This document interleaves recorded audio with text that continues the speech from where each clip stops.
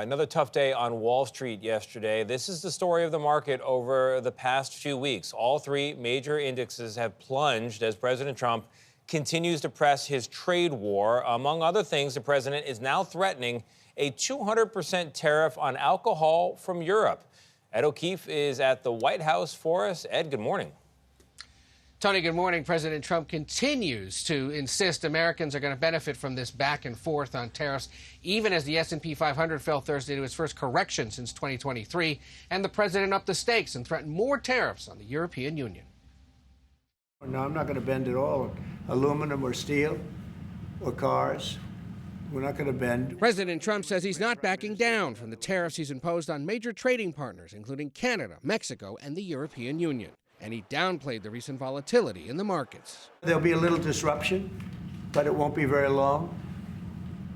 But they need us. We really don't need them. Canada filed a complaint with the World Trade Organization over the 25% tariffs Trump set on all Canadian steel and aluminum imports, while Canadian Finance Minister Dominic LeBlanc and Ontario Premier Doug Ford met with U.S. Commerce Secretary Howard Lutnick in Washington.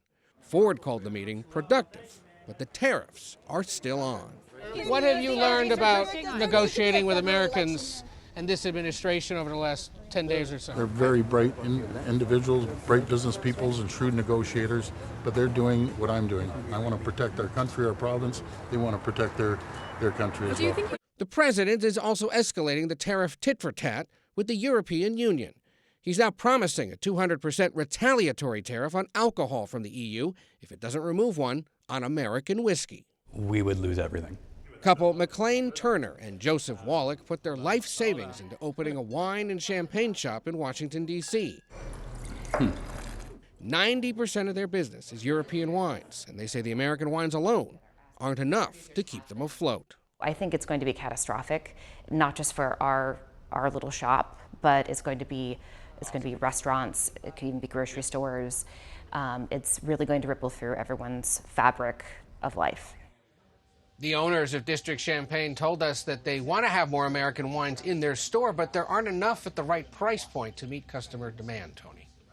And before you go, we've got two major rulings on the Trump administration's effort to cut federal workers. What's the latest on that? Yeah, so late last night, a federal judge in Maryland ordered the Trump administration to temporarily reinstate thousands of probationary federal employees who were recently fired. That ruling came after a federal judge out in San Francisco issued a similar decision. Both ruled that the government cover that the employees were fired for performance was untrue. And at the end of the hearing in California, U.S. District Judge William Asloff wrote, "It is a sad, sad day when our government would fire some good employee and say it was based on performance when they know good and well that's a lie." The Trump administration immediately filed an appeal in that case. White House Press Secretary Caroline Leavitt criticized the judge for what she said was attempting to unconstitutionally seize the power of hiring and firing from the executive branch. This fight is not over, Tony. No, it's not. Thank you, Ed.